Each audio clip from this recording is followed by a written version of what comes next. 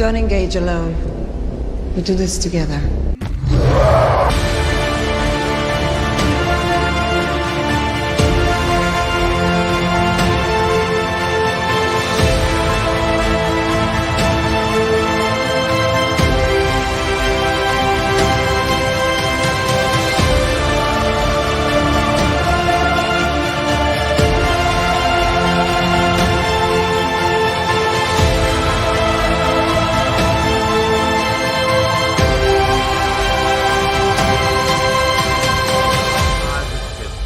Yeah!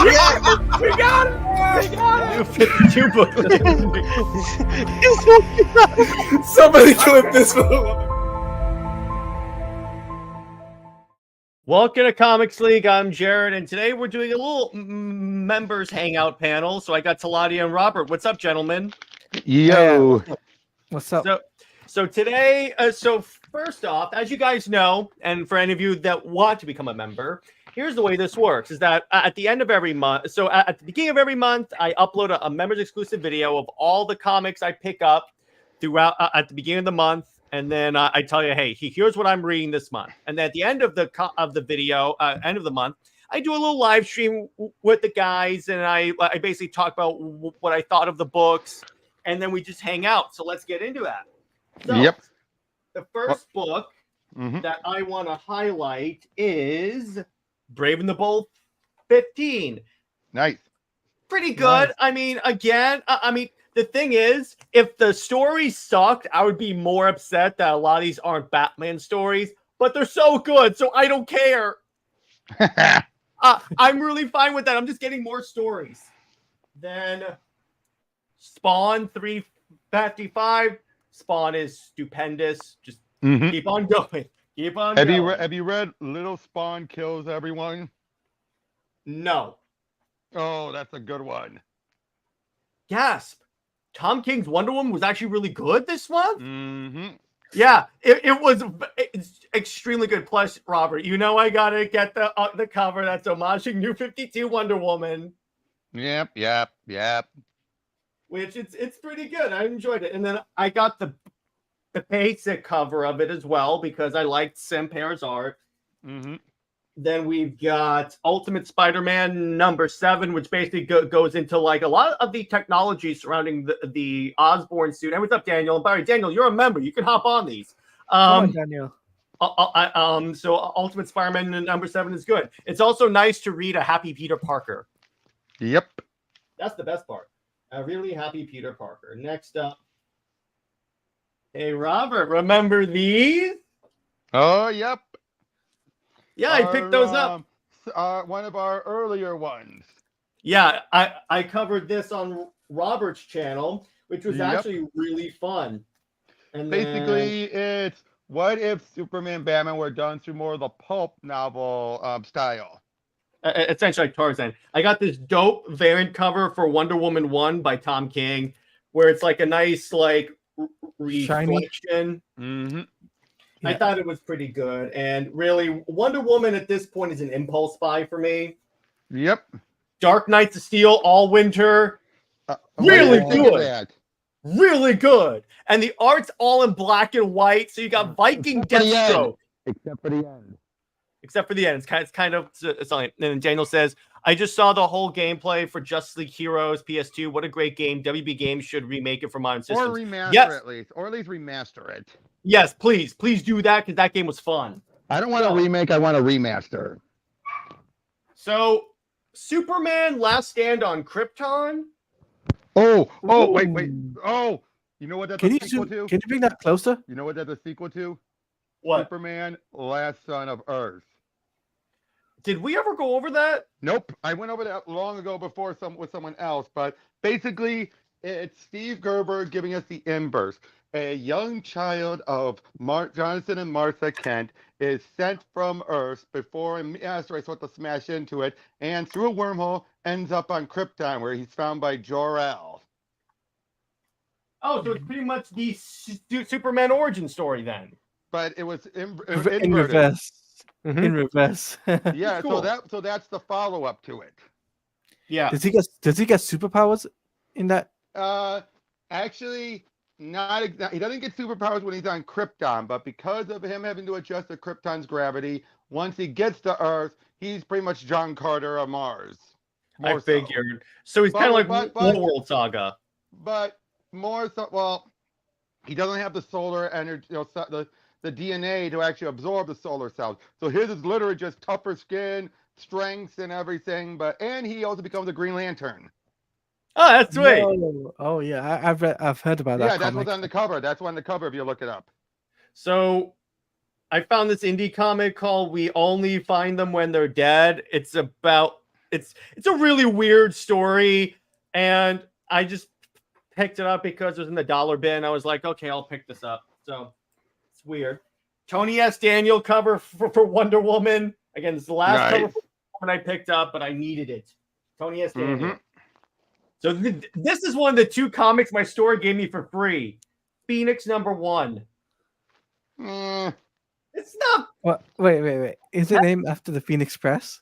No, it's named after Jean. No. It's X-Men. It's X-Men. You see what I did there? You see what I did there? Yeah. NYX, not that good. I didn't really enjoy this one. Oh, you want to know what I just been reading over? What? Go on. The Zero Hey, Hour. 0 Hour. The 0 Hour 30th anniversary special. Nice. Also, Avengers versus Aliens. How is that? It's actually set it's in one of those dark futures. Ah, that looks cool. I added that to my pull list. Then Yep. Transformers 10. Oh, nice. Yeah, nice. You guys know me. Green Lantern by Jeremy Adams, number 13. Oh, the Time speaking for of Absolute which, Power. this is set after, before the events of Green Lantern number 8 of that book. Of this book? It is set much like the Superman, the Death and Return of Superman's anniversary specials. This is set in present day. Oh, that's cool. Yep. In fact, you want to know how they have Parallax here? How? Turns out you don't mind spoilers for this, right? I don't mind spoilers. Go ahead. Go ahead. He's a siphon created off before Parallax was the Fee in the original story, where he went and did what he wanted to do on a smaller scale. That's what Kyle's dealing with. Basically, the whole I'll recreate the universe how I want on a smaller scale, and thus Kyle gets involved with that. That's how they're celebrating the 30th anniversary. Basically, showing us, well, what if Parallax wasn't bothered? What if he wasn't stopped? I mean, what if he wasn't stopped? That's very interesting. Is cool. it Dan I don't know Jurgens if and you- Ron Mars. Dan Jurgens. Hey, there's no cyborg, Superman, none of that. Okay. Jared? I gotta ask you. Did you pick up one of those smaller compact books that DC are No, doing now? I didn't because I have those stories already. So I'm like, well, what am I? It's great that they're doing it, but I'm like, it's not for me. So By the way, I might pick that up. You know what I've been rereading? what? One. Superman Space Age. Oh, is that any good? Yeah, it's Mark Russell. It's surprisingly fresh, original. Sweet. How it handles things. Yes, Superman's with Lois. I'm sorry, but it's basically told in a way that still has some more like grounded, real world ishness with how it's handled. That's cool. Like how the real world would react. But it's Mike Allred artwork. Go on, Sweet. Jared. So I got Batman and Robin number 11. I'm gonna summarize this in one sentence if you guys don't mind spoilers. Bane fights a T-Rex. Yep. Oh. No way. Actually, no. Actually, no. That's not entirely accurate. Bane murders a T-Rex. Let me put it to you that way. What? How can he fight a T-Rex? There's an island called Dinosaur Island where all the dinosaurs still live.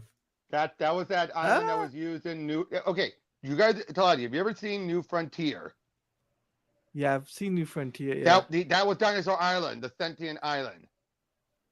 Oh, the center is Dinosaur Island. Well, in that story, it was Dinosaur Island does exist. It's also known as the land that time forgot, or the island that time. Okay. So that's what it was. Obviously, Darwin Cook made it Well, it made it the threat, and then the movie made it the villain. Okay, I see. Because you gotta remember, in the comic, there is no actual villain per se. There was no sentience in the center, nothing. They did that so they could have some threat for the movie. I see.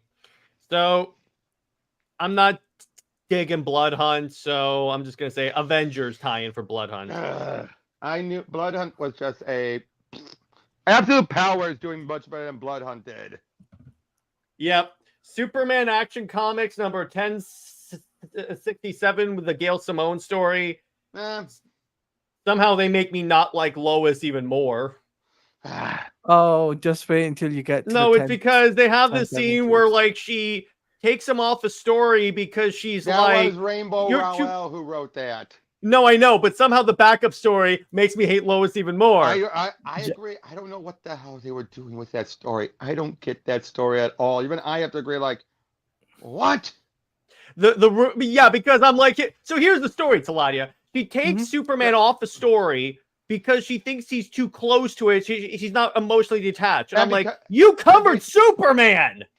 He even said that, and it's like because now she's the editor-in-chief, she has to treat things differently.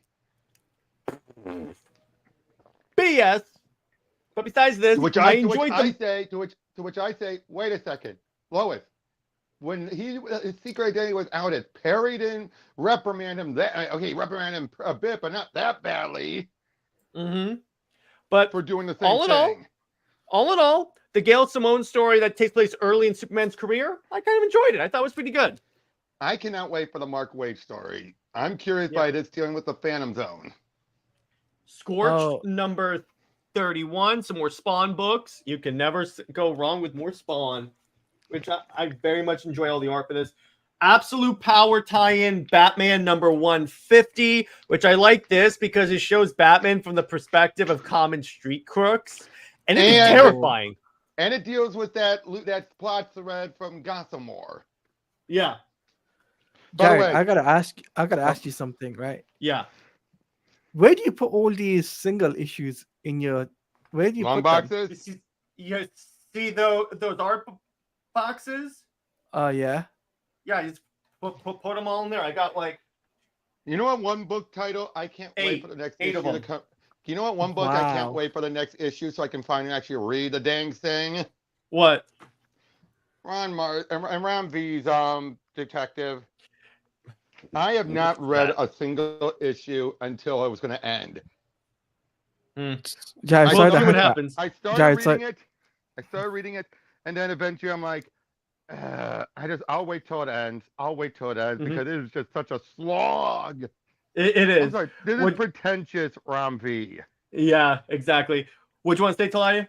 I was gonna say, I'm sorry that I had to ask you where you put your it's all good. Because I'm very intrigued because you get all these comics weekly or monthly, and I'm not thinking, where do you put these comics? You got a book of comics in the back. The Witchblade relaunch was good. Okay. I love Witchblade, so nice. I was like, yes, and nice it is cover. Superb. They respect the character. My concern is that they were gonna de-sexify the character. They did not. Oh, good. Superman. That's her thing. That's her whole shtick. Yeah, exactly. Superman number 16. I've enjoyed this, except for Iron Lois that comes out of nowhere, and I'm like, that's crazy. By the way, Daniel, they did that. There was a Witchblade JLA crossover where Wonder Woman gets the Witchblade. Yep, I have that. Hey, Jared, you and I can go over that after we're done with Electric Blue. Yes, please. Yep, because we're near. Hey, one more. We have one more lesson to go for Electric Blue. One more, and thankfully, good news, Jared. I checked it. Those other tie-ins, we can skip them. They are inconsequential. We could just focus on the Superman books. Nothing else. Sweet, let's do it. I had to make sure. I'm just like, oh no, there's tie-ins. But as soon as I looked them over, they don't amount to much. Red Coat number 4. It's okay. I'm enjoying it. It's not my favorite Ghost Machine book, but it's still good. 5 just came out, right? Because wait until the reveal of 5. Okay, I will. So, Iron Man number 20 by Jerry Dugan. So I was anticipating this issue because I'm like, how are they going to resolve the Emma and Tony thing? You screw it up. Whatever. It was the only used to way. it. I'll be fair. It was the only way they could end it. Let's be Or honest. don't end it at all. Have a nice new status quo for these characters. Unfortunately, they can't because my guess is they probably asked the next creative team and they said no. Hey, Greenland. to be fair, Go ahead. they usually do offer that to the next creative team. These type of things. I can't wait until the next creative team comes on to Wonder Woman and they're like, "Do you want to keep anything Tom King does?" No. Hey, don't assume. Don't assume. No, I know. With my luck, there'll be major Tom King fans. Oh, he's the next Alan Moore. Nah, I won't go that far either. I'm just saying, I'm pretty sure people are gonna be respectful, dude. Or at least I love they're that like, sarcasm. okay, they'll say, "Hey, Tom, put Trinity somewhere where we never have to reference her again." Green Lantern War Journal, really good. I'm excited for the finale of this series. I read it. I love anything PKJ does at DC. Teladia he wrote War World. Okay. By the way, you guys really should check out his Hulk run. It is. I will. Good. G.I. Joe, Real American Hero by Larry Hama. Pretty good on the military factor. I really enjoyed that. And then... By the way, did you know that there's a Superman versus Darkness crossover? Oh, yeah. All right. My favorite Ghost Machine book. Rock Exodus. Number 4. Number 4. 5 has not come out yet. No. This is good. By Teladia. This is the guy who draws Darkseid War. Yep. Are you kidding me? That's what Darkseid War is going to look like in terms of art. Here, I'll for the first batch. Then Francis Manapul takes over. And then he comes back, and then Fabok comes back. Yeah. Here, I'm trying to find a good image to like represent that in this month's issue. Here. No way. That's what it looks like when you get the dark. Actually, no. He actually comes on in the arc after Forever Evil, I think, because he's the one who did the Amazovirus. Yeah, the Amazovirus. Yeah. Dude, I kind of. You are gonna love this guy. Wait. That was Doug Monkey who took over first, then Jason Fabok. Yeah, it was Doug Monkey and then Fabok. So, yeah. King Spawn again. Love Spawn. Let's keep it going. And let's see what's next. Dude, I cannot wait till we cover those issues, man. Oh, you are gonna love the art. You are gonna love the artwork, and I won't spoil. I'll just simply say I both like and don't like what they do with the Anti-Monitor and that. Yeah, that is kind of weird, but anyway. I both like it and don't like it, and yet even what I don't like ended up getting reworked by Scott Snyder later. Yeah. So, Detective Comics, your pull list has to be huge. Yeah, my pull list is about $100. Oh, dude, you don't want to know my pull list. Yeah. So, Ram V. By the way, David, if you want to join us, you have the link. You're a member. But so. Oh yeah, well, I said the Ram V one. Yeah. It's okay. I'm really finding it hard to understand what the hell is going on. Why do you think I'm waiting until it wraps up? Why do you think I'm waiting? Good idea. And then just one more issue for me. Captain America number 11. I'm really enjoying JMS. Okay. I love it. Interesting. You do know that's the guy who made those comments about Watchmen, right? I know, but I said, it could have been marketing who told him to say that. But he could have said it a little nicer because it sounds like he's throwing shade at the movie. Who knows? Who knows? Again, it could be, but it feels strongly like marketing is telling him to say that. That did feel strongly like that. The problem is a lot of comic book creators are very outspoken in their hatred of Zack Snyder, so I'm kind of believing it was more. But he didn't write that movie. No, what I'm saying is he could have been a little nicer in his comments. That's all I'm going to say. But so I want to be in the Super Wonder Love. Oh, sure. We'd love to have you on. So Marvel Zombies. I got the first volume. Jared, one of these days you and I should go over. You know what? October, you and I should go over some of those. Okay. So It's Jared, pretty- is that's a trade paperback? I'm guessing, right? Yeah. Yep. I'm onto my trade paperbacks. But It's- yep, go ahead. My problem with this, now I like the concept. My problem with it is that I think Robert Kirkman went a little too indulgent in like the crazy gore. Well, to be fair, it was then given everything that was set up already by Mark Millar in Ultimate Fantastic Four, and he wanted to do something that was the polar opposite of Walking Dead. The other thing that's kind of that I don't like is like some of the dialogue, like Hank Pym says, even if I were cured, I think I would still eat people. And I'm like, what the hell? It's the virus convincing him. You gotta remember that. It's a hunger gospel. Yeah, I still don't like it. Thor by Walter Simonson, number 4. Dude. I'm going through this entire run. It's really good.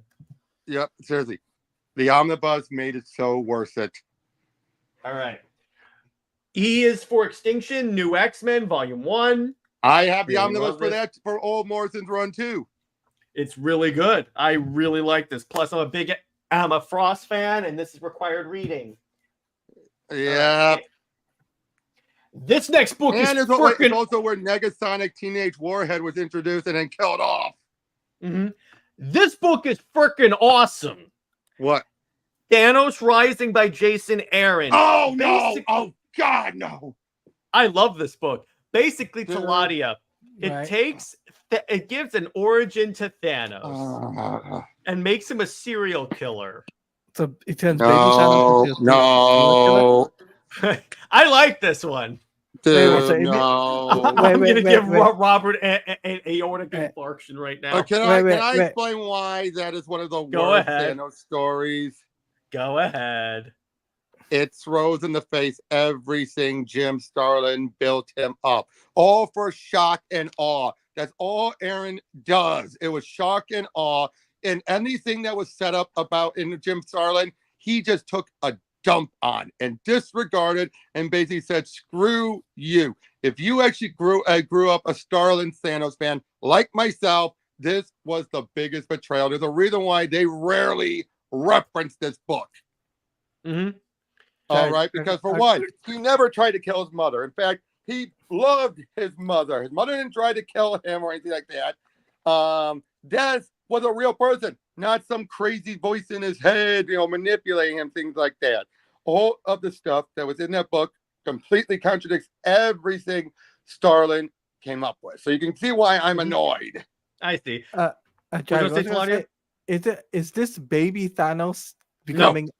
No. It's no, more that's like Donny Cates' Cosmic Ghost Rider. Yeah, it's young adult Thanos going through, growing up, being fascinated with death and then causing death. It's interesting. Oh, that's cool. That is cool, right? It is cool, isn't it? Yeah. Robert! It is cool. So it is cool.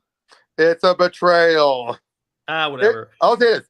It's just as bad as that Venom Dark Origins, which even Donny Cates went out of his way to retcon out of existence.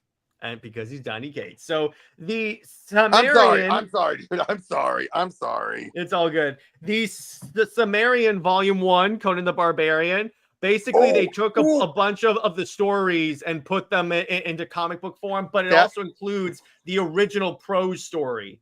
I love that. Kurt Busiek's work on Conan was some of the best. It was, yeah. And now, this is the final book. Okay. This one, Wolverine Sabretooth. Oh, I love that one. That's the one that has both when he kills Wolverine and when Sabretooth, and then when Sabretooth comes back. Yeah, exactly. So Wolverine... That was Jeff Loeb when he introduced Romulus, and that basically, the Wolverine evolution story is the story that kind of kicked off stuff that happened in Wolverine Origins, and then the second story, the Sabretooth Reborn story, is the postscript or epilogue to Daniel Way's Wolverine Origins. Yeah. So what's cool about this? So there's a sword called a Masa Blade. That was introduced in Wolverine Origins. Yeah. Yeah. So our boy here is fighting Sabretooth, and he cuts off his arm with the blade. And Sabretooth's like, it's just gonna grow back. And then Wolverine's like, actually, with the Muramasa blade, it bypasses all healing factors. So he chops Sabretooth into pieces. Except throughout all this, they set up he smelled differently. Mm-hmm. So basically, Which- he got turned into. So basically, he got turned into a chimichanga. Basically, Kind of. Chimichanga! And he cuts But- that off. But But then they reveal, oh, it was just a clone. of course it was. So that's And the then- second part of that story. Yeah, exactly. And then they deal with like Romulus Okay, and Remus. okay, the redheaded girl, was she Sabretooth's daughter or who is she? Okay. Romulus was introduced to being the guy who was truly behind Weapon X and been manipulating Wolverine. Remus is his sister, and was basically Jeff Loeb's explanation of why does Wolverine like redheads, even though that was already established in Origin. Yeah, which is kind of weird. I was telling that to Nick when we covered Wolverine Origin. I was like, okay, so this is where he gets it from, where he was That was raised the whole with a point of redhead. Origin. It was meant to be a checklist. Okay. He can't help it with them redheads, brother. He can't help it with the redheads. But So that's one other yeah, go thing ahead. is, believe it or not, in that first bit when he kills off Sabretooth, the whole point then was Loeb then introduced, oh, Wild Child, some nobody mutant, is going to be the new Sabretooth villain. And then what does the only way do? Kills them off. Mhm. And I mean, definitively, he has Omega Red impale him and then throw him into molten steel. Ouch. Yeah, and Wild Child doesn't have a healing factor, so he dead. Yeah. So this other thing that I picked up this month that I've been going through. So DC occasionally does these collections of stories for characters. It's like 80 years of Batman, 80 years. Oh, of yep. So I got the one for Wonder Woman, and I've been going through like a lot of the stories. Like I went through the Golden Age, Silver Age. So I'm gonna take a shot. You realize how much of a roller coaster Woman to Woman's comic history has been. oh yeah, definitely. So I knew it. so Teladia, do you know who Wonder Tot is? Wonder Top. All right. So they did this story. It was in the Silver Age. Of course, it was in the Silver Age, where where like Hippolyta grabbed different versions of Wonder Woman throughout the timeline. And this is what led to Donna's creation, by the way. This is what Yeah. accidentally led This to, is Wonder Girl, because originally Wonder Girl was just young Wonder Woman. but Yeah. the creators of Teen Titans just looked at the cover. They didn't read the book. They just looked at the cover like, oh, she has a sidekick. Go on. Okay. Tell me. So this is Wonder Tot. Right Are you, there. are you kidding me? So it's essentially toddler Wonder Woman. I know. And boy, people saw Superman insane stuff in the Silver Age. Yeah, and then I also read one of the stories where she didn't have her powers, but she was like Oh, the white in suit, the all white. suit, the white spy jumpsuit. Yeah, which was interesting. There's also the first appearance of Nubia in here, which I like. Well, not for first appearance. It's just their first time teaming up. Then we also have, okay, so this one was my favorite. This one I texted Britt about. So it has an issue from the Jimenez run. Yep. Now here's the problem with it. Is it the lowest issue? No, like this way, it collected the lowest issue. That's not what I have problems with. So Jimenez introduced this love interest for Wonder Woman, who was basically a self-insert of an ex-boyfriend or something like that he had. So Teladia, I'm going to ask you a question to tell you why I think this is stupid. Go on. All right. What's one of Wonder Woman's love interests? I'll give you a hint. He was in the movie. Steve Trevor.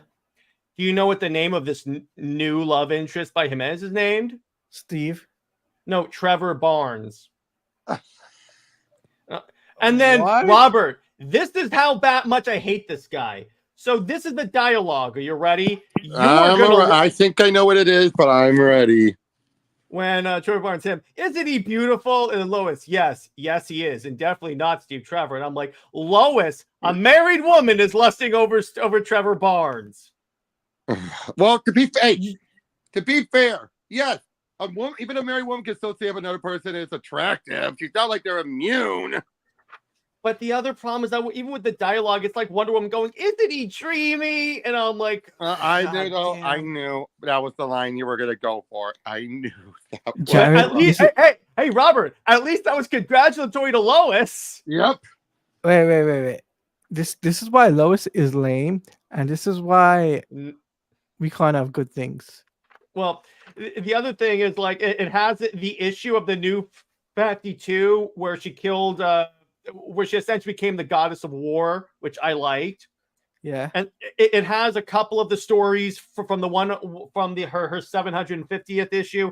Then it has the dope immortal Wonder Woman story from Future State, which I loved very much, drawn by Jen Bartel. But all in all, it's actually a pretty cool thing. So what I would do, if someone ever asked me, Jared, I want to get into Superman or Batman or Wonder Woman, I would just give them this and say, go through this, because this is pretty much, by the way, Jim Lee art, this is pretty much like distilled down, here's the character's history. Definitely. I also have the one for Detective Comics Batman right here. Ooh, nice. Now, the other thing that I've been going through, so I have these trades that I got on Kickstarter, the original Witchblade collections, a hardcover. There are 3 of these, signed by Mark Silvestri. Nice. So I've been going through this, and yeah, I'm really digging Witchblade. I think she's my favorite Image Comics character. You know what a book I still recommend from you is? What? Irredeemable. I still have to check that out. Yep, that's the Mark Waid evil Superman before it became a cliche. David said that's sweet. Yeah, exactly. Thank you. And then Daniel says that 70s redesign of Wonder Woman was so pan, even the feminists condemned it. Yeah, and it took Gloria Steinem to put her on the issue in the front of like her magazine. Yeah, I do get what Daniel O'Neill was. They were desperate to try anything at all. And what was big at the time? Miss Peel from the Avengers, the Spy Avengers. Yeah, but I know it was dumb. It was dumb. He later regretted it. So yeah, basically, so he was. Remember this was the point where they were people were assigned to Wonder Woman, not that they wanted to. So he didn't want it. They but he still do that. They still do that because if you listen to Tom King, he's like, I don't want to write Wonder Woman. I don't think it was that bummed, but yeah, not. No, but he said they asked me to do Wonder Woman, so I'm like, okay, but okay, what were you gonna say, Jared? So the story is that to revitalize Wonder Woman. So what Denny O'Neill said, and Denny O'Neill is like a legendary Batman creative and a legendary writer. So this guy knows storytelling. But okay, this is one of the, and he admitted it, missteps. Yep. So what he did, he didn't like how Wonder Woman got her powers from male gods, even though it was mostly women. But anyway. The idea was he strips her of her powers and has her essentially become like a secret agent, but she also runs a boutique clothing store. Now, she also had amnesia, if I recall. She also has amnesia over other stuff. Yeah. By the way, Robert, it also has the issue where she worked at a burger joint. Yep. That's a famous one that Byrne did. Yeah, that's pretty cool. Oh, and Daniel says, my 2 favorite superheroines outside of Marvel and DC are Witchblade and Zealot. I love Spawn's Angela, but now is Marvel property. Yeah, and she's kind of Thor. Zealot is DC now. Yeah, that's true. But in terms of Witchblade is awesome. I love that character so much. I wish they would do more with her in terms of like maybe a TV show or like an animated series. Wasn't there a TV show, I believe, a live action? There was a TV show, but it wasn't Witchblade. Anime. Oh, there was an anime, but it wasn't about the story of the comics. See, I want that. Oh no. You know what? I would want. I still want them to do a remaster of the very first The Darkness game. I have the second one. I want a remake of the first one. That'd be fun. David says, I think outside of Marvel and DC, my top 2 are Raphael from TMNT and Omni-Man. That's an interesting choice. That's a very interesting choice. But yeah, so that's currently what I've been reading. But so let's see. Can I ask you guys a question? Yeah, go ahead. Thoughts on the Sonic 3 trailer? Looks so good. My boy Shadow. Was it worth the wait? Was it worth the wait? Yes, yes. Yes. To see Shadow and because Shadow's my favorite Sonic character, and to see him and Keanu Reeves perfectly nailed it. he nailed it. Like, You're wow. a colorful bunch. He did it better than I thought he was gonna do it. I'm like, wow. It's Keanu Reeves playing Keanu Reeves. It's Pretty simple much. as. Nah, I You know wouldn't what's kind go of funny? that far. No, Teladia, you know what's hilarious? Shadow's the Sonic character that uses guns. And he's being And voiced a by John motorcycle, Wick. even though he's fast. And he's being Yeah. voiced by John Wick. Yeah, I know. I know. What do you think about Eggman now has the gut? I'm like, okay, they were gonna do that eventually because he gets the gut eventually. So it's like, Sonic is gonna be the best video game. Yes, and remember when they released that first trailer that got the internet up a storm? Oh yes. Yeah, How the can I ever stupid forget Sonic. that? Yeah. By the How way, can I ever forget that? Daniel has a question. Thoughts on the Christopher Reeve I can't documentary? I'm gonna wait be for watching that. that for sure. So it's Yeah. about it's about him. I think after he was Superman, or it'll probably be his whole life talk about Superman, but mostly And- be about yeah. after his paralysis. Exactly. How much he fought through, fought to do what he could. And people And he need never- That's a great idea to. Do you know that that's a he great actually thing to do. directed an animated movie before he died? What movie? It was the one that dealt with a talking baseball bat and baseball. But- Let me look it up. But that Yeah.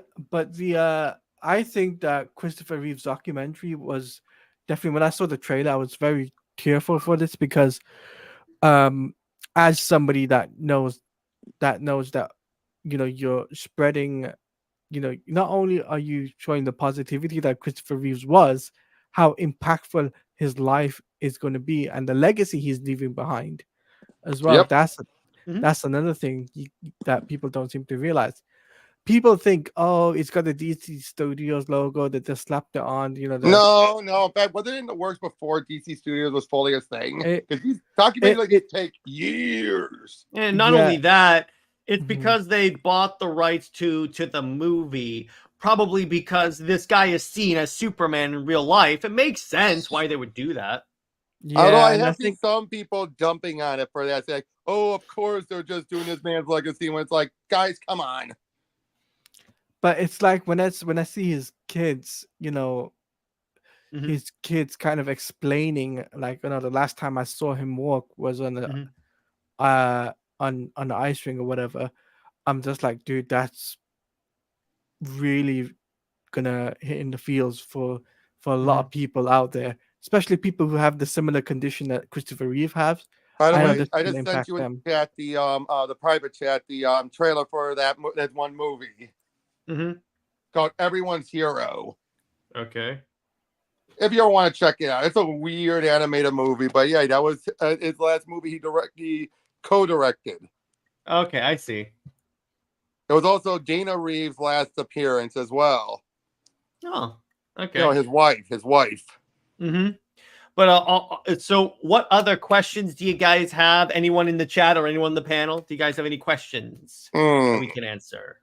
Make it a hard one. So Make Jared, it one. Yes, go ahead. we're gonna have to cover at one point, right? How do you feel about Tom Taylor now gonna be outed, not doing Nightwing after 120? I think never it's- read. I read the first arc of his Nightwing one. It was good, but I heard it got boring. And no, Yeah. I liked it. I've been enjoying it, and I think this final arc's been a good one. Okay. I think Okay. Dan Waters taking over is an interesting choice. Mm-hmm. By the way, are you guys getting more excited with all the different the recent solicitations For what? for the DC books? Yeah. I've been going over that with Jay Heat. So Yeah, I am so excited. Every announcement is getting me hyped. Almost all the new books have gotten me excited. It's like they really want to do it, but unfortunately, let's be honest, we all know they're still going to call number 2 the Marvel no matter what they do. No matter how hard they try, even if they put out the best work in the world, Marvel has all their die-hard loyal fans who are just going to buy it no matter what. Yeah, which that's fine. But it bothers me. It bothers me still that so many times they just can't catch a break. Well, my issue is that I don't think the All In initiative is going to last more than a year. I really don't. Well, to be fair, even the Dawn of DC didn't even last fully a year. No, and a half. but this is an initiative that they're saying is going to last many years. I'm like, no, it's not. You know how I know that? We've seen the same rhetoric from DC all the time. Now, I do think it all depends on if Absolute. I think that's why they're having the Absolute comics be with the setup to be short term, but with the potential of being long term. Mm-hmm. By the way, did you see that thing about the Green Lantern? Why does it have to be her? Oh, you mean Joe Mullen for Absolute? They say there's gonna be. They say the others are gonna show up. So I'm like, I'll give the book a shot to see if I like it. But why Joe? I don't know. But anyway, so Teladia, so NCO says Kelly Thompson said Absolute Wonder Woman was born without patriarchal influence. Thoughts? They're probably doing the Clay origin or like a variation of the Clay origin for the Absolute because the main Wonder Woman has the Zeus origin. That's a way to do it. And that's honestly a great way to do it. That way the people that like the Clay origin can go the Absolute. And the people that like the Zeus origin can go with the main Wonder Woman. That's By fine. the way, Atchison, I would strongly disagree. Marvel, I agree, needs to clean house. DC, I think, is doing all they can. I think with DC, it's less about the talent and just more about just interest. It's like you cannot deny them for being experimental. The other thing that I would do if I were DC, I would consider paring down the work of like the old guard, like Mark Waid and Dan Jurgens. Because here's the thing. Here's the thing. When you get, because a lot of these guys are very much on the old guard, and I don't think that they necessarily are writing stories that can get to the younger generation. Except Wade has been doing some great stuff with World's Finest. But it still doesn't sell that well. All right, fair enough. But wait, they just got Wade back. I don't think they're going to push him away. No, but I'm just saying, I'm not saying push him away, but just pare down what they're doing with him and give.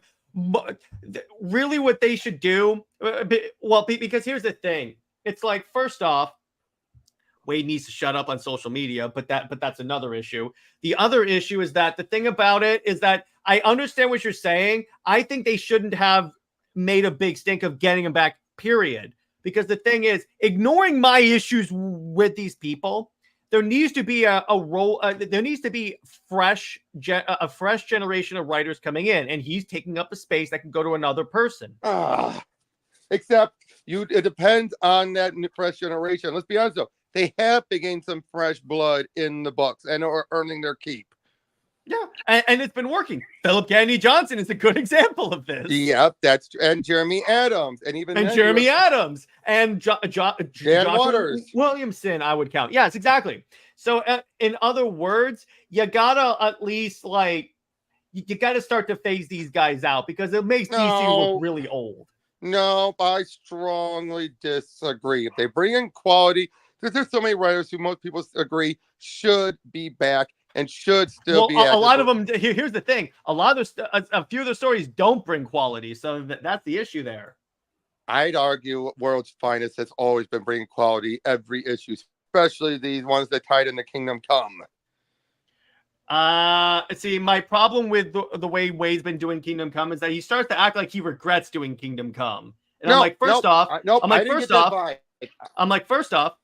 you didn't write Kingdom Come. Alex Ross did. What? I'm going to tell you that right there. No, he did write it. He just he and Alex Ross has also said it was a team effort. Yeah. You're going to deny what Alex Ross has said? From what I heard, it was more like Alex Ross had the story and Mark Waid wrote it. Initially, that was the starting point, but they have expanded on it since then.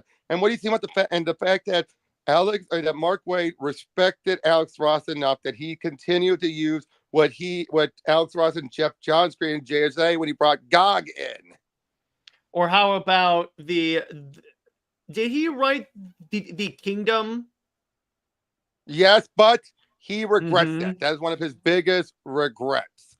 Yeah, because fully- it shows that without Alex Ross, he's not that good at Kingdom Come. No, that wasn't it. It's because that wasn't the issue. He regrets it because it was rushed, it was poorly thought out, and it was done entirely. It was less done to be a next story for Kingdom Come, and more about a story to introduce the hyper time.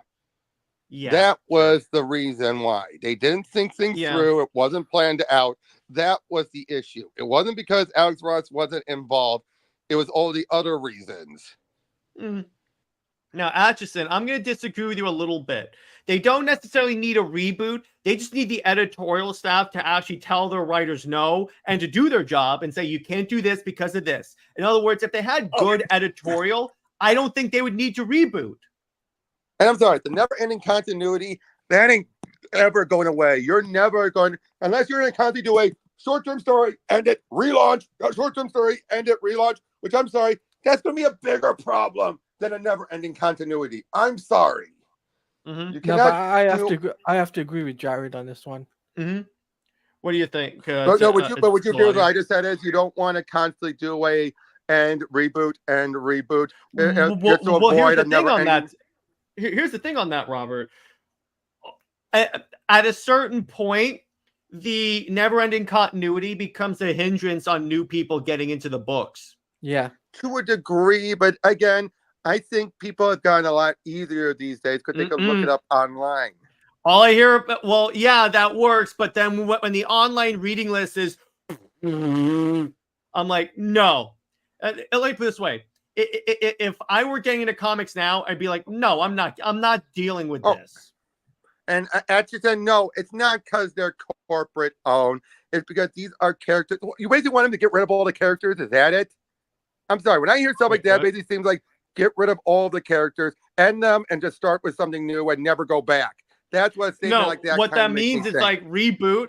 Do what the new 52 did, except actually reboot. That's it. Actually reboot. Yeah, but then you're gonna have to reboot again and again because otherwise you're just doing a new never-ending continuity. Every like let's say 10 years. Yeah, 10 years. Reboot every 10 years. That way you constantly get new readers and you constantly have fresh jumping on points, so you don't have to read all this continuity.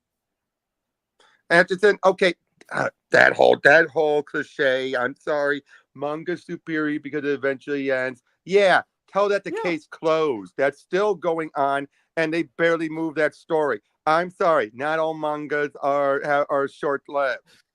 But here's the thing, though, Robert. Right, doing it every 10 years gets newer readers to come in and start reading books. But then that's the main. You'll lose the old readers and let him finish. Sorry.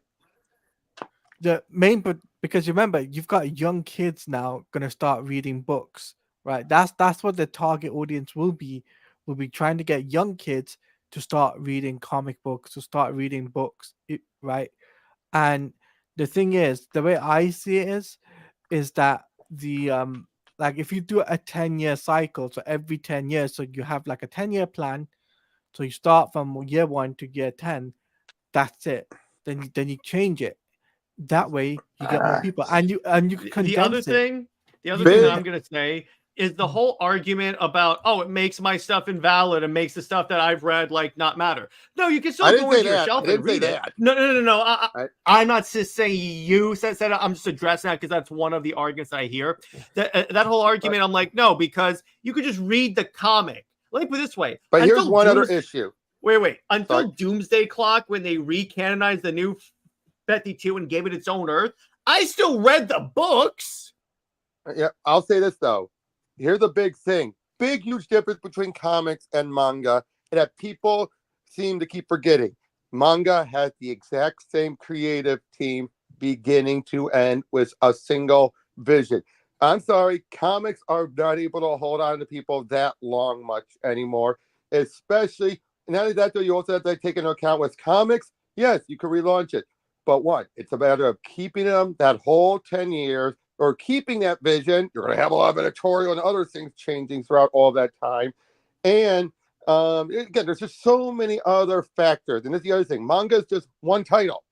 That's it. Not an entire universe. That's why you get into a whole bunch of other factors. That's why I keep saying, unless you're going to keep it being instead of all these different books, it's just one DC Universe book, nothing else. That ain't gonna work. You cannot do the same thing the as other thing manga. I You think can't. DC really has to do is significant, and it's the same thing goes for manga. Cut down on the books they publish. Like, Yeah. don't give Fire and Ice a book. They don't need one. The only people that really should be getting books are Superman, Batman, Wonder Woman, Flash, Green Lantern, Detective. I'll give you, and Detective can be the Bat Family book. Aquaman. Look this way: whoever your lineup of the Justice League is, they're getting books. The other people can get backup issues. Right, but again, like I said, it was Atchison. Atchison keeps thinking manga's formula. It's not saying it. I hate to say it. It's not compatible with Western state of capabilities. Then it's not.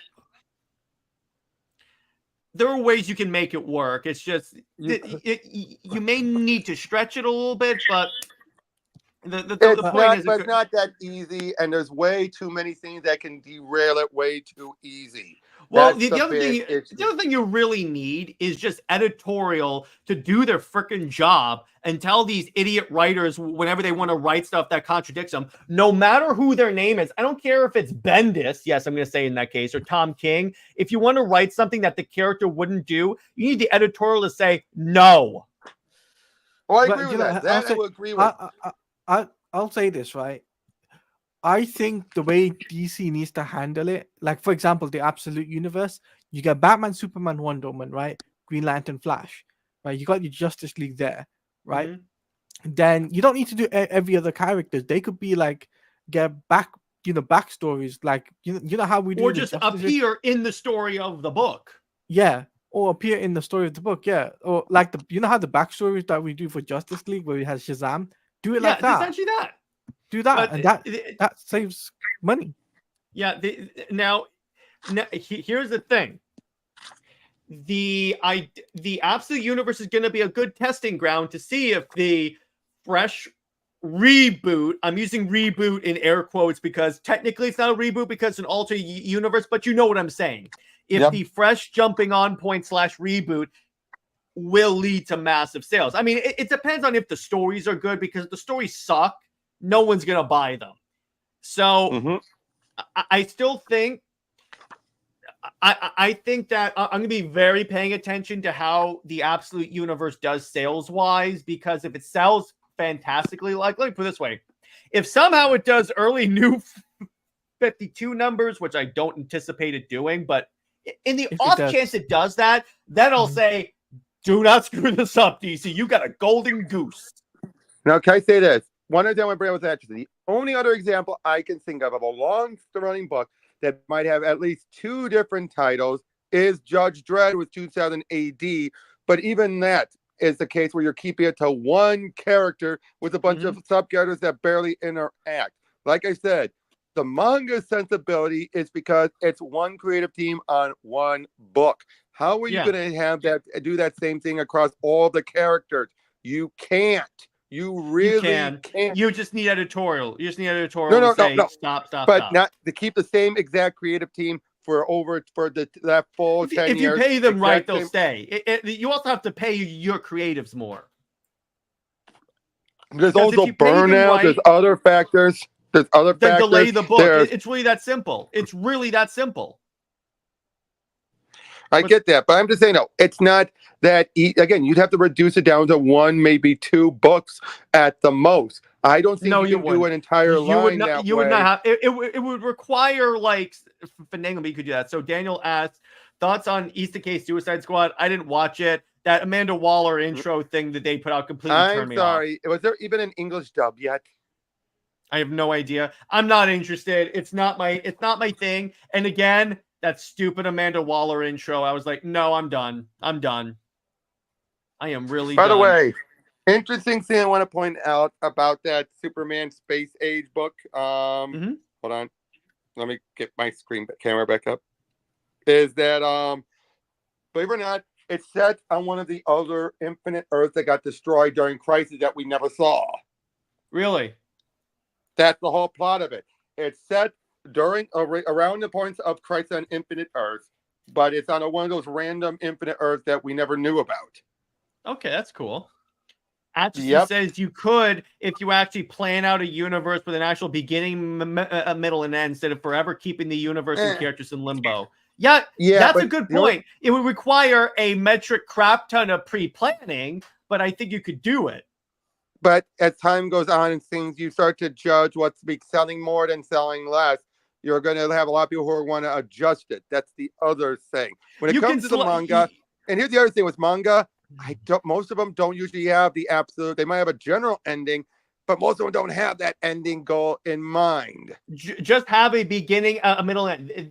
This is what the universe looks like in the beginning. This is how it looks like at the end. Get us there. That's it. That's really what you need to do. Also, something he said earlier, yes, I get it. Manga is just Japanese comics. Doesn't mean that it's 100% compatible, dude. Just like he's saying French comics and Belgian comics. Doesn't make them 100% compatible with each other. I still think if they adapted the manga principles, they would still sell more. You also realize what that would mean, given how probably treated a lot of the manga cons are. I'm sorry, I don't think a lot of American. I'm not saying no, dude. I'm not saying adapt the poor treatment. I literally just said pay them more. All I'm saying is. But then you're gonna have people who are going to want to be demanding higher pay and all that. Well, yeah, they should get higher pay. Jim Lee needs to step up and manage DC Comics better. Not better. He just has to manage it. Because he's the chief creative officer of DC. Creative is in his freaking job title. We don't know. Let's be honest, we don't know what's coming to his desk that's just been kept under the table. We don't know that. So let's not just assume. Because again, there's always from what I heard, he's just doodling in meetings. He's not really paying attention. Oh, well, again, I don't know. Yeah, but I do. So that's pretty much that's what I've heard. And he's not. And here's the thing: it's consistent with his past because he has said the reason why I sold Wildstorm to DC is because I didn't want to manage a company. I just wanted to draw comics. True. By the way, can I tell you one book that's been surprising me lately? Given who the writer is, Absolute Power Origins. It's a John Ridley book. I did not expect Ridley to actually do something good, but I think that he has a tight leash on him here. Showing that, give him an actual tight leash, he can actually do good work. In other words, don't do another true history of the DC universe. Or Jace Fox. Or that Superman book where Superman is R-worded in prison. Yes, Teladia, that book exists. Wait, what? Superman Blue. Why? So and it was it's also Red and Blue. Red and Blue. So it's a follow-up to I think it's a Silver Age story, right? Something like that, yeah. And it was trying is, to grittify it. It's a older story that Ridley is following up. So in the story, Superman is disguised as Clark Kent and he's covering like a civil war. He gets captured as Superman. And they activate like red solar radiation so he can't like break out. But the problem is they bring up that like, oh, they did stuff to be in that prison. And I'm like, including and led to one of the things that really bothered me. He meets with the man, and part of him immediately thinks about just heaping him right then and there. And I'm like, no. Well, Superman. Well, regardless, this is the guy that when he wrote the other history of the DC universe, which was basically here's the premise of the book. He made every black people resent white people, or yes, even to the point it's basically like actually no, it's to Teladia. Here's the thesis of the book. Are you ready? Yeah. The Justice League is racist. And the Titans are racist. Remember, this is the guy that wrote 12 Years a Slave. Great movie. However, when I heard he was in this, I was like, okay, this could either go one of two ways. It went the way I thought it was going to go. Now, I'll say this, like, his origin story, though, with Waller has been a good one because it shows how she got her start and why. And it's based on the notion of her husband, like after something horrible happened to one of her kids, her husband decided to take matters into his own hands, got himself killed doing it. Because of that, it screwed up her family's life. And yet people like Batman can do the same thing and is praised for it. That's what got her started. And I'm like, that's not a bad start if you I actually can't think wait. of it. And if I never see Amanda Waller again, it'll be too soon.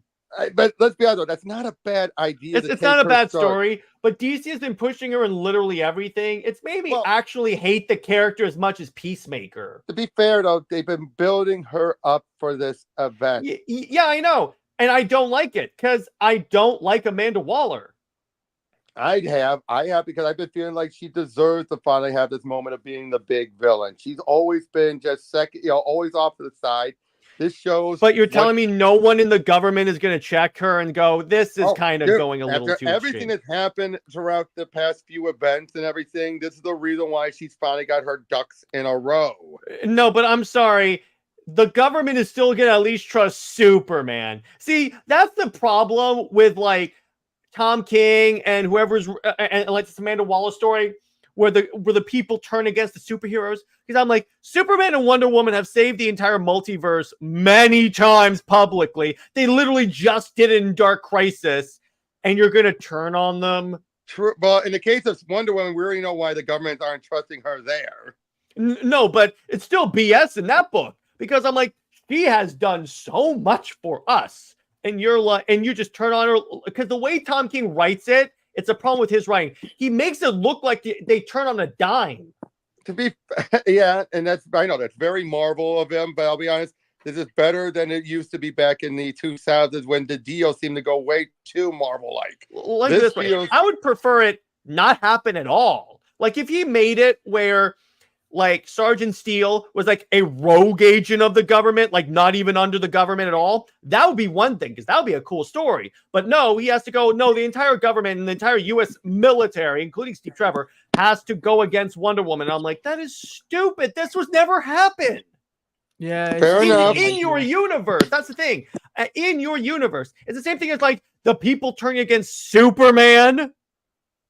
Well, to be fair though, Jared, now granted they're not referencing the story, but wait until we get to the second Dominion story, where through Dominion being a Superman takes over the world. I'm not kidding. No, but still, it's like enough has happened with Superman saving people, where I highly doubt the government would go, yeah, we're not going to screw with Superman. I'm sorry. This whole the government turns against the superheroes thing in this universe. To be fair, it's not entirely the government. To be fair, it's not entirely. In the case of absolute power, it's not entirely the government. She would not be able to do the stuff she's doing if the government didn't sign off on it. Mm-hmm. I think they signed off it under one regard, but then it turns out she's overstepping it. But she's already got enough things in her corner that there's nothing they can do. It's basically a case where yes, they can. The president can say, the president can say, "Hey, stop it." There you go, problem solved. Except given everything she has now at her fingertips, there's not much they can do. That basically is the case where her getting permission was a formality, and once it's going, there's no stopping her. No, that's stupid. Again, I'm like, what do you expect the government to do when she has all the resources she has at her fingertips now? I guarantee you the government could reveal, oh, we have a secret metahuman task force because we knew this day would happen. Except that was her, though. She was that metahuman task force. Or just take any of the solar weapons, shoot Superman with it, and say, you have the full force of the U.S. government behind you. Beat her ass. They don't have that, dude. They never had that type of thing. Now you're just exaggerating. I remember seeing that somewhere in a Superman comic. I'll check and get back to you on that. Dude, they've mostly had anti-Superman stuff, not pro-Superman weaponry. You tell me they don't have anything in Supercorp? First of all, he's barely been utilizing Supercorp that much, and they've been compromised just as much as everything else has.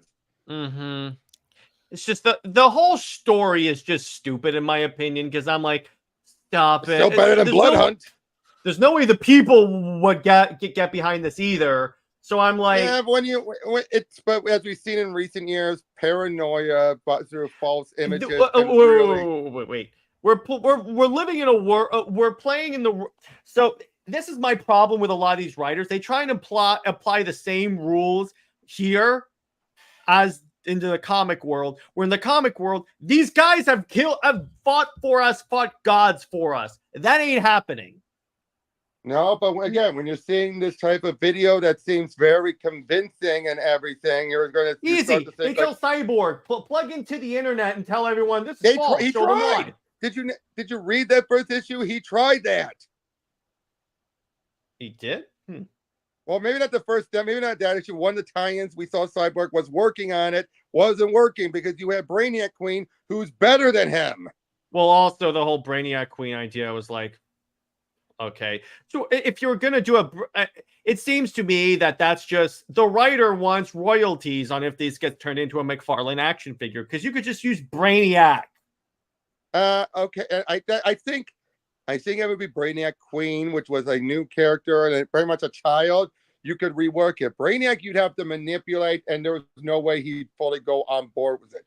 Doing where you create a cool story where he's like, he's in the background. He's too much of a wild card for a man to do. Brainiac Queen's the type of character she would love because she can manipulate her. I still think the whole idea of now it's just female Brainiac. Stupid. Well, not just that, though, but let's also not forget, given what Waller did, and Brainiac himself mentioned in the Ground Zero in one of the other stories, she blew his head off in No Justice. Yeah, but he came back, and but he resented her. But he resented her. Yeah, it's easy. Here's what he does: he pretends to be on her side, but then the whole time he's like manipulating Waller wouldn't trust him. Waller's not that stupid. She's been acting pretty stupid, but besides that, I'm like, I wouldn't go that. I think she's been playing smart, if you ask me.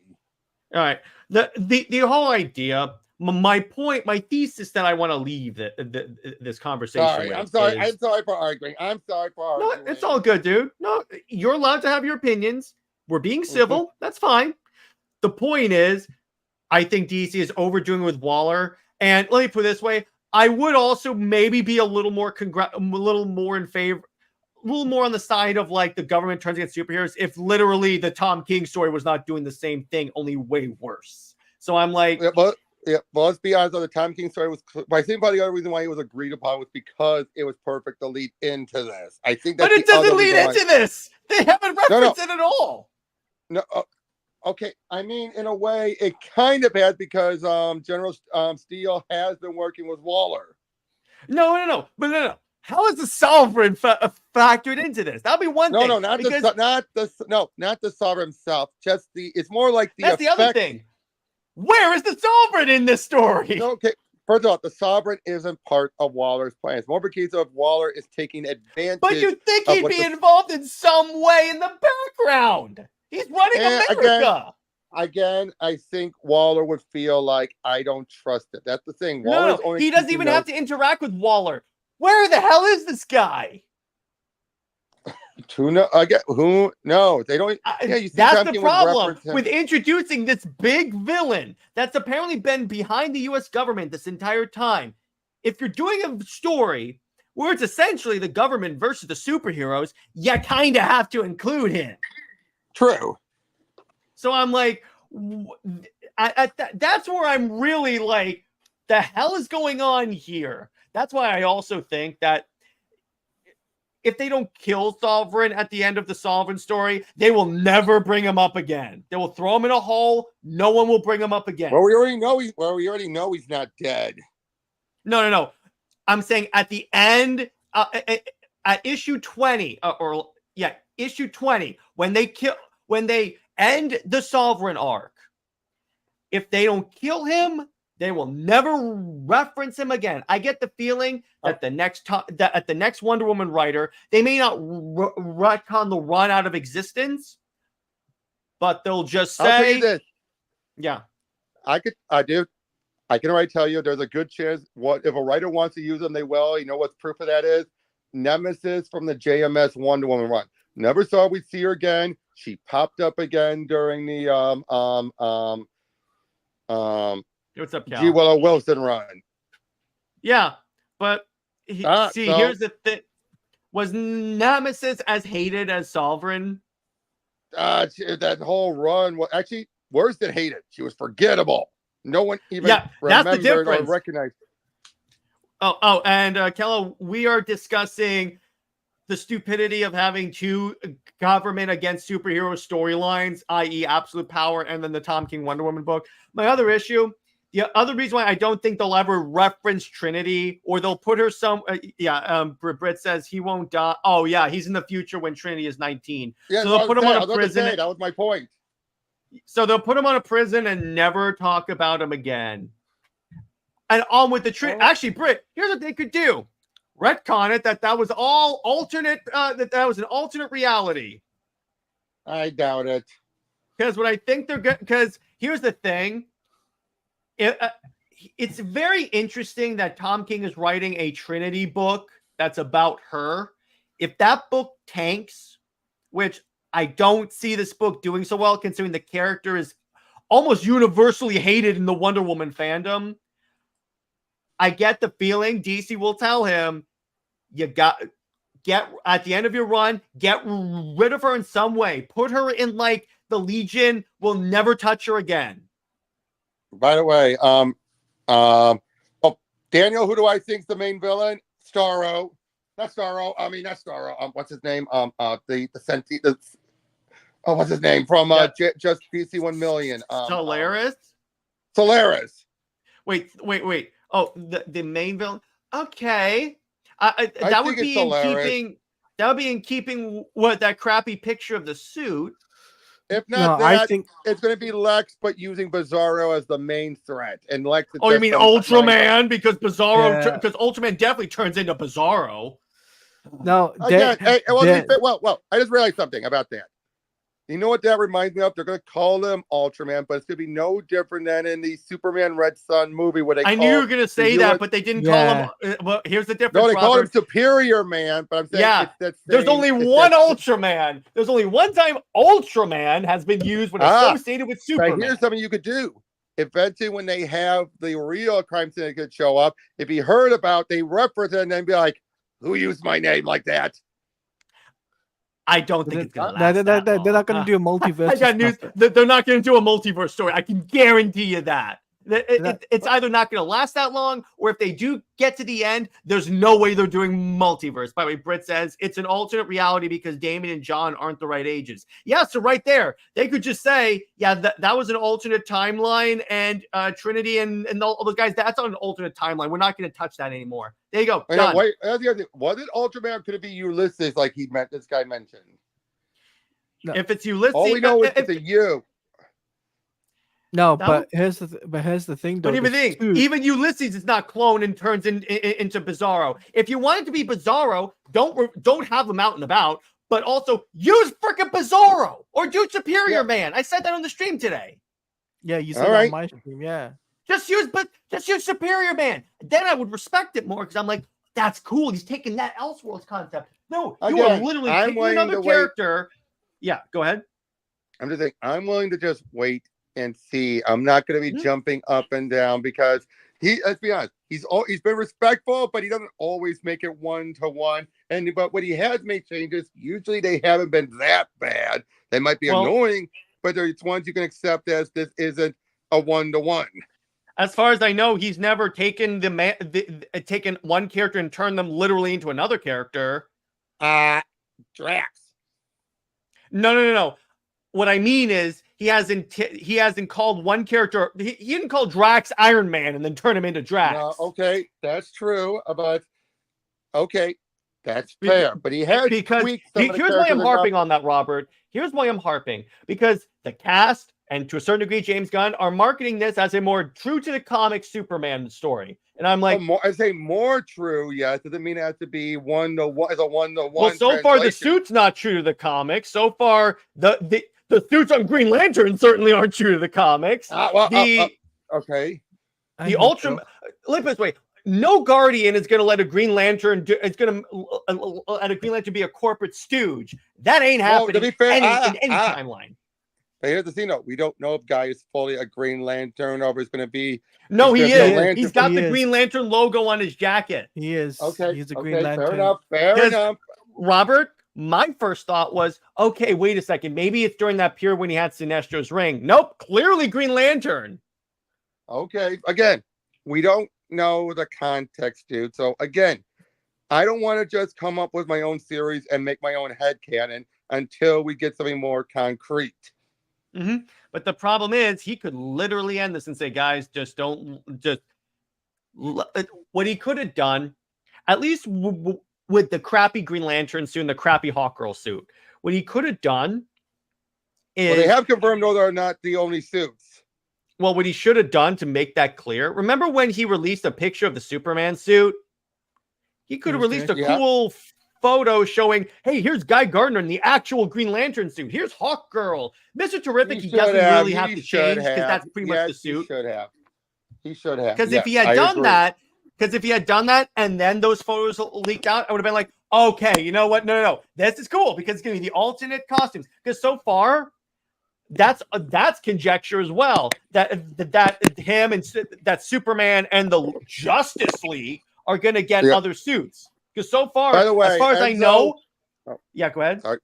I was just saying, I know, him being a fan of Tom King to not be a major red flag, because Tom King does have ideas. He has connections with Hollywood and all that. And it's not like it's the sole thing that James Gunn if he's loves. working on Green Lantern, I'm sorry, no. Here's the big thing, though. He's not the showrunner. You have to remember that. The showrunner is the one who has the final say. Who's the showrunner? Wait, Robert, who's the showrunner? I don't remember. Because I remember the name Damon Lindelof in there. Yeah. No. Red flag. No. He's a You literally have two of the creatives I hate the most associated with this project. So I'm like, checking. That's my problem there. And I'll say this, right?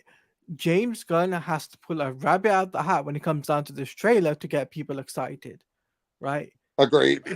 Because if he's done good trailers. No. Here's what you gotta understand, Robert. Here's the difference. Superman. Here's the problem. Here's why I would have started the universe with Batman. Batman is more of a guarantee that you're going to get like a crap ton of money. Superman, you can, but it's more of a risk because the Superman IP is not that big compared to Batman. But here's the thing, though. You'd be just getting people... You'd be competing with Matt Reeves off the bat, and that's not... He still gets the money. Who cares? I see, here's the thing. I don't understand that whole compete thing because he still gets the money. Because if we're talking about this all being an ego thing, well, then he shouldn't be directing any of these projects or working on it. I wasn't talking about an ego thing. I wasn't talking about an ego thing. Mm-hmm. All right. He is he's essentially the studio head. He's one of the studio heads of DC Studios. Matt Reeves, the Batman, is under DC Studios. He gets the money anyway. It shouldn't matter. It should matter. How do I make it so my universe is healthy monetarily? That's true monetarily, but at the same time, though, starting off with Batman, again, I do feel Superman was the better way to go if you really want to start off a whole universe. If you want to start off if you want to start off creatively, not monetarily, creatively, Superman's the better way to go than Batman.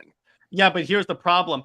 The studio is a business. They need to make money. That's the difference. But they're not. But here's the big difference. They're not trying to shoot for $1 billion movie off the bat. They've made it. That was what they made. Zaslav, the way Zaslav's been talking creatives about it. Whoa.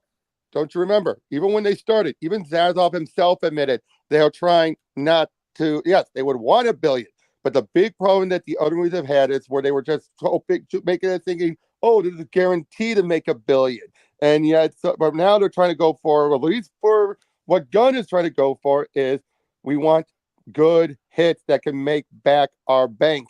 And yes, hopefully make $1 billion, but not guaranteeing $1 billion. Okay, well, here's the problem.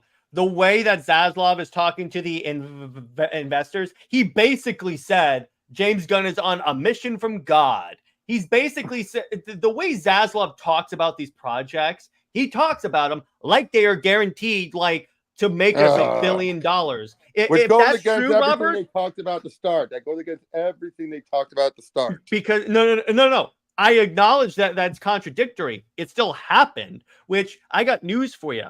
If Superman comes out and it doesn't make $1 billion, or let's say it makes what I expect less than Man of Steel, I honestly anticipate the investors are going to tell Zaslav, get out. Yeah, I will agree. I do think this is his last chance. Because if this and by the way, if Zaslav leaves and Superman Superman is gone, but I don't think they're going to guarantee to do something like bring Zach or someone in. No. That's not what I was going to say. Sorry. I'm so used to hearing people saying that. It's just a knee jerk. It's not a guarantee. It's not a guarantee. The point is like if Superman, look this way, if Superman fails and Zaslav is gone, Gunn is gone, the universe is gone. They will come up with a new plan. Now, if they want to tell Zach, come back and do these movies so that we can have content coming out while we come up with this plan, that's one thing. But Zach is not going to come back and run DC. By the way. Yeah, go ahead. 2 simultaneous Batman movies in or around the same year would confuse the normies. It would. No, it wouldn't. I guarantee you they could know that. Let me put it this way. I guarantee you they would know the difference between Matt Reeves and whoever is Batman in the Gunverse. You're giving them too much credit, dude. You're giving them too much credit. I'm treating the audience like they're not morons. Unfortunately, a lot of normies. We've had that before. No one thought that Superman and Lois was attached to the freaking Snyder Cut. Yeah, that's TV. That's a TV show. No. Same thing, dude. Can I say something? Yeah, go ahead. Here's the thing, Robert. When Henry Cavill was playing Superman, Tyler Hoechlin got cast as Superman at the same time in 2015. You got to remember that, right? Mm-hmm. There was no like there was like, oh well, you can't have this Superman and this Superman. Well, wait. But Superman Lois was barely. There was barely any of the other besides him appearing in Black Adam. What other movies did Henry Cavill have? Snyder Cut. Snyder Cut, but that was something people could already acknowledge as being made and everything beforehand. It wasn't something brand new. To a lot of people, it was brand new. Yeah, for a lot of people, it's brand new. But also, you got to remember this, Robert. When Tyler Hoechlin got cast as Superman, that was in 2015, right? Henry Cavill was still Superman in 2015 because Man of BVS was going to come out in 2016. I remember that specifically, right? And here's the other thing. And William from the Sci-Fi Center says on my show, and I think it's pretty cogent. He said, what you do when you say it's all this or nothing is you're essentially taking options away from your customers. WB has to start, and James Gunn has to start thinking like the owners of a business, because that's what they are. When you take away audience, like let's say the audience doesn't like James Gunn's vision. What else do they have? Well, but let me ask you this then. One question I want to ask you guys. Creatively, how would you start this whole universe from Batman? Well, because look at with Superman, you are introducing other characters, this pre-built world, because Superman allows you for First that. off, if I were in charge of the Superman movie, only Superman characters would be in the movie. The Justice League would not show up yet because I think because it takes away from it being a Superman movie if you have cameo. Okay, that's the other thing is I think people are taking cameo. People have twisted the phrase cameo until it's lost its meaning. A cameo is always a brief appearance that usually matters to nothing. I think people have skewed not and necessarily. But here's the thing, though, Robert. Right, this film has more than one Justice League member. Right? No, I agree, but it's part of the story. But what I'm trying to get at, right? James Gunn has to realize that he's making a Superman film, not a Justice League film. The other thing, it flies in the face of the people that complained in the Snyderverse about saying we need to see movies, but all the Justice Leaguers before we get to Justice League. Okay, and I First of all, Can I tell you where when I make statements like that, what I meant? If you're going to start from the beginning, as in these are the first heroes, then yes, you do. But it was Gunn. He's going for it's already established universe, so we're introducing everyone to it as it goes on. That way, But for here's example, the with problem. Batman, that way with Batman, you could still have Damian and you have the other Robin still exist, because that's one thing that's always been an annoyance. You never could get the other Robins because you're always, by the time you introduce Robin, they're rebooting anyway. That's here's but the that's other contradicting problem. himself. That's the thing. Here's the other What? thing. It's like when it comes to what I went. Oh yeah, the other thing is like this is why I don't. This is why this is why I don't like James Gunn in charge of DC. Look at who the Justice League lineup. Characters that no one get. Characters where let me finish, Robert. These are characters that the general audience, if they know who Green Lantern is, it ain't Guy Gardner. If they don't know who Mr. Terrific is, this is my problem with James Gunn. The moment that, like, let's say Booster Gold is getting a movie, a project, Swamp Thing, Plastic Man is getting projects before Diana of frickin' Themyscira, and Paradise Lost does not count because according to story rumors, she only shows up in the last episode. So she's a footnote in her own project. Okay. Now, keep in mind, you're also saying that as a Wonder Woman fan, so... I say this as someone that... I say this as a DC fan when DC tells me she's a third member of the Trinity. Then she should be the third movie you make. All I'm saying is I would rather just let him cook, not do what I want him to do. But here's the thing, Robert. He has earned my trust from all his other movies. Wait. Handling Marvel is different than handling DC. Go ahead, Teladia. Here's the thing. David Zaslav has literally said in an earnings call he wants to put Batman, Superman, and Wonder Woman to the forefront of things. He emphasized that in an earnings call, right? He's the head of Warner Brothers. Well, he said that after Gunn already got his gameplay going, so I don't think that's very true. No. This was before. It was before. It was before they. It was like the first earnings call that Gunn had, that Zaslav had. In fact, he put these Superman, Batman, and Wonder Woman's like brands before the DC brand. Literally. So my whole thing is that if you want to emphasize those characters, and you want to say that Wonder Woman's the third member of your Trinity, she gets a movie. At least in the Snyderverse, she was introduced in movie 2. I get that. And then she got she got a movie at the 4th. So I'll count. That's fine. I know. I get that. I do understand. I do. Guys, I really do. All right. Just again, I'm still willing up just to wait and see, because I'm just excited with some of the projects announced in general. I'm sorry, I'm not that picky. Those projects, I got news for you, Robert. Those projects are not coming out. I have faith they will. I hope they will. I'm not going in doom and gloom. They won't. They won't because I guarantee. Why? You think everything's going to... What? Well, because for one thing, in the current monetary situation of WB, if Superman doesn't do well, all those projects are going away. Which, and the second thing, they weren't in that situation when he made those announcements. So but Robert, I'm not saying that's irrelevant. I'm saying that if that at a certain point, Zaslav's probably going to be okay. You know what? Booster Gold does not get anything. Swamp Thing does not get anything. Make a movie about the main Justice Leaguers that people know. If you can't do that, get out. You see, but here's the other thing. Wait, no. Robert, let Teladia speak. I'm sorry. Here's the thing, Robert, right? These WBD are currently low in stock. They lost over $200 billion in revenue, and they had to downvalue the company by $9 billion. I get that.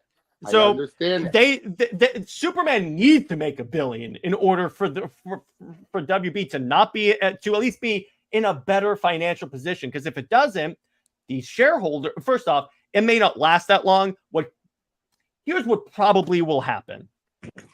Because if Zaslav keeps royally screwing up the company, eventually the shareholders will vote him out.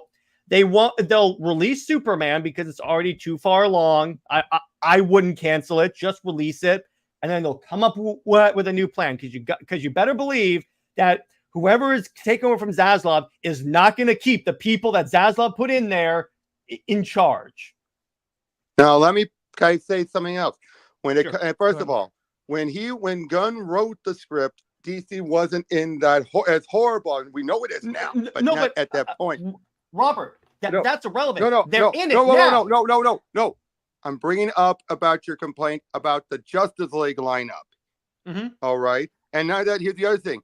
That's clearly not going to be the official final Justice League. That's the Max Lord Justice League, as they're making very clear. No, but the audience doesn't know that, and beyond that, he could have rewritten it. He worked on the script during the writer's strike, which I believe is against the rules. Yeah, he did. By his own admission, he did that. All right. He's not allowed to touch that script during the writer's strike. And he is a member of SAG-AFTRA, if I remember correctly. I don't remember where the technicalities fall under. The point is, Robert, unless those projects ain't coming out. I'm going to make a bold prediction. They will not be coming out. And I'm going to make if WB were in a better financial position than they were today, I would say yes. Okay, you know what? I can see a few of these coming out. I won't argue that. I won't argue that. Because here is the problem. You need projects that people will show up for. No one showed up for Blue Beetle because no one knew who Blue Beetle was. And here's another thing too. If they sell off the company, I guarantee you most of those projects won't get greenlit. Swamp Thing. I won't argue that. I won't because the fact because the and I won't. And if they sell the company, if the company is sold, Gunn and Saffron are gone. Yes, Gunn and Saffron are gone because they literally left this too late. Like they left this thing in limbo for far too long. Right, Gunn has had. Yeah, but again, that wasn't all their fault doing that because you only can. No, but Robert, what did David? It's basically the Jeff Johns stuff type of syndrome where he came on and got the blame for something that was out of his control. No, but regardless, the way corporate mergers work. Yeah, the way corporate mergers work is when you take over a company, you replace the people in charge because if you're buying the company, you already think you could do better than the people already in charge. Sometimes they do keep people over. Sometimes they do if they're able to be convinced. Not always, but that has happened. Yeah, but most of the time they replace the managing team. Yeah. That's why the only movie I think is going to come out is Superman. Guys, I'm more pessimistic about things. All right, that's just where I stand on all this, and I'll say this, Robert. Right, like the way things are going, it's not looking good for DC and as a brand right now because they're struggling to get so many different projects out there. Like because they're greenlighting this, greenlighting that. For example, not in the movie realm, but in the video game realm, where's the Batman Arkham game that is console based? Where is the Superman game? People have been asking for that for decades. Let him finish. And the thing is, I agree. I disagree. I'm not saying anything else. But what I'm saying is that Zaslav made it very clear that he wanted Batman, Superman, Wonder Woman at the forefront of things. He said that Superman has been left to languish, right? And that was the very first earning call. And to Gunn's credit, he's got Superman and Batman. Yes. But you need that third. You need the third Trinity.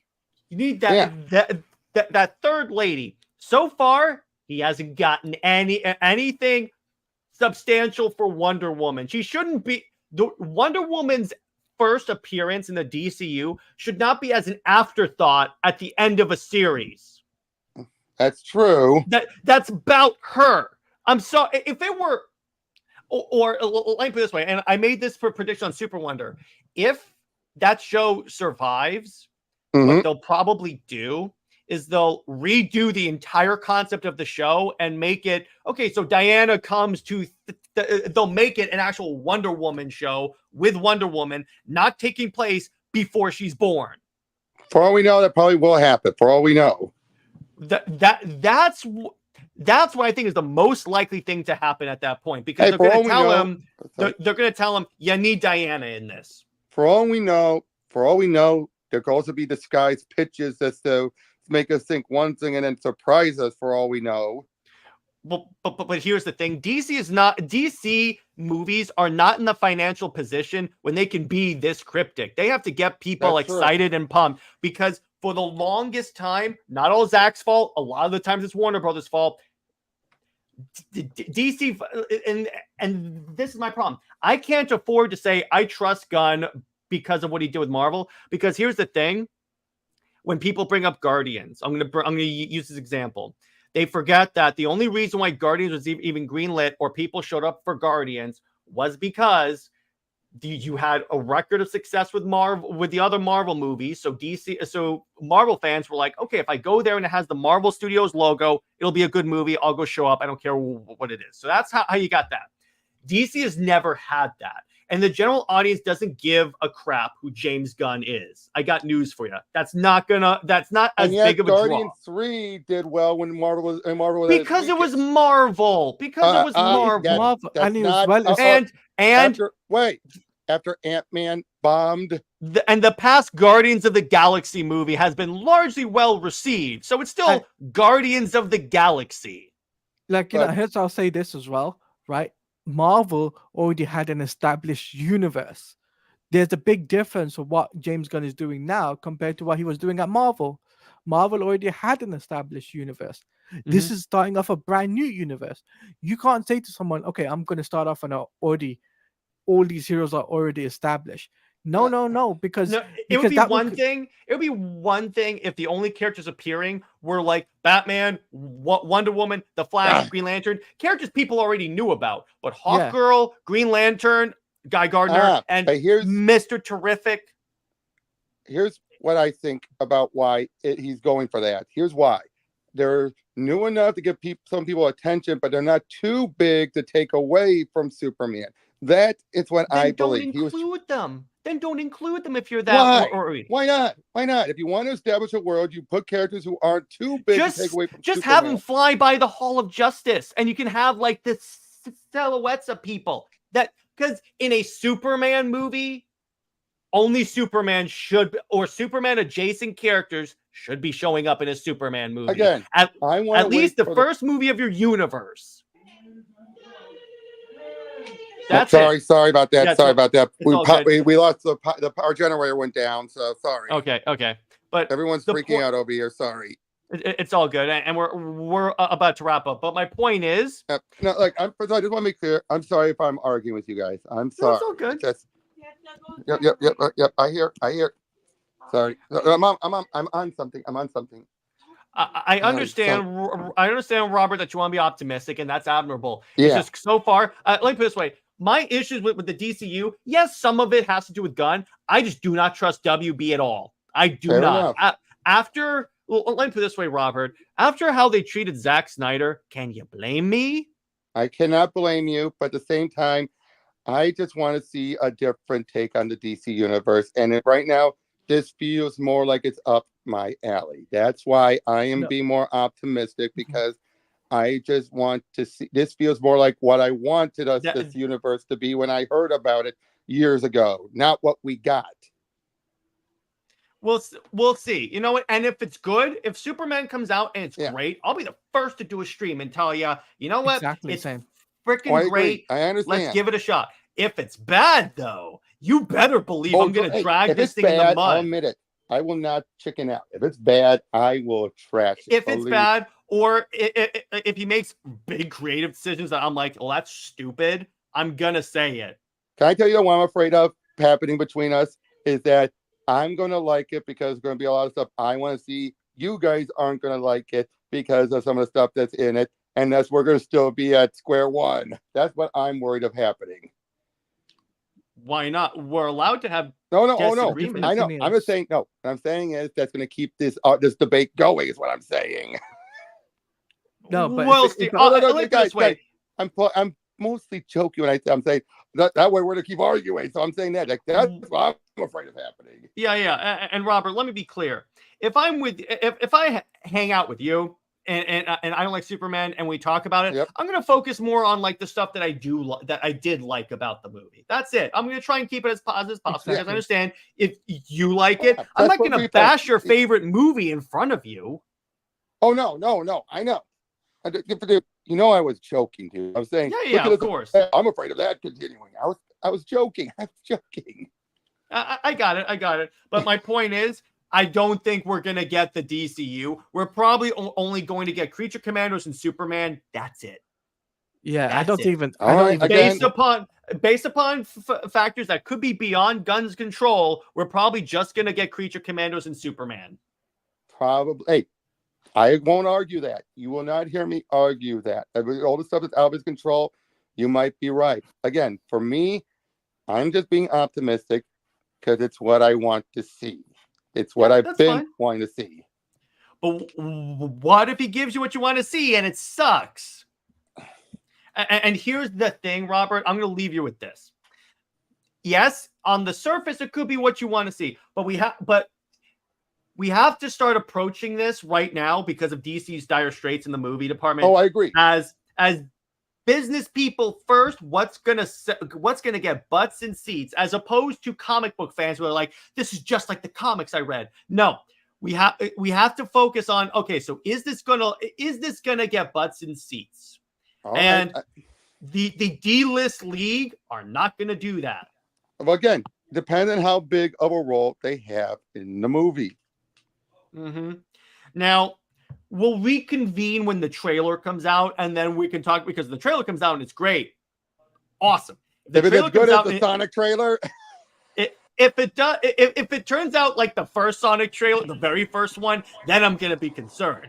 If it turns out like the Sonic trailer that was actually Sonic, I think we're in a good spot. But anyway, so I meant the Sonic 3 trailer. If it turns out like the Sonic 3 trailer, we're going to be in a good spot. But essentially, so we're going to wrap this up. Hope you guys enjoyed this stream. And yeah, so we'll see you next month. So Teladia, where can we find you? And what have you got coming out on your channel? Okay, so you guys can check me out on Twitter at Teladia Plays _ and you can check me out on YouTube at Teladia Plays. What I've got coming up on my channel is I'm going to be doing a reaction to Batman Caped Crusader episode 5, where we're going to be reacting to Batman and Harley Quinn meeting up for the first time in that show. And then next week, I'm doing Snyder Fans Read Comics as per usual. Mm-hmm. How about you, Robert? Sorry, I was muted. I got my own YouTube channel. Unfortunately, due to my power situation, I haven't been able to upload my next episode yet. But next one, I will be going over Dark Victory with Pika Shade. Sweet. Yep. And then, as for me, on Saturday, well, first for movie night, we're going to be discussing Chronicle, and yeah, that's a good movie. And then for Super Wonder Legacy, Britt, Jid, Jay Heat, and I are going to discuss the Superman and Wonder Woman fandoms, the battles between Superman and Wonder Woman, and really where the two fandoms like stand. And I hope you guys enjoyed my review of the War World saga. It's basically one of the best Superman stories of all time. Agreed. Yeah. And in terms of yeah, and by the way, tomorrow I will be continuing my Assassin's Creed Odyssey playthrough, basically role-playing Wonder Woman, because I have the Wonder Woman armor in there. And essentially, yeah, so that's what we got coming out. So stay heroic, everyone. Remember, and Robert, you know this is coming. Lois Lane is Lois Lane. She belongs with General Zod and Ultraman. Zoe is a Maxabat for life. See you later.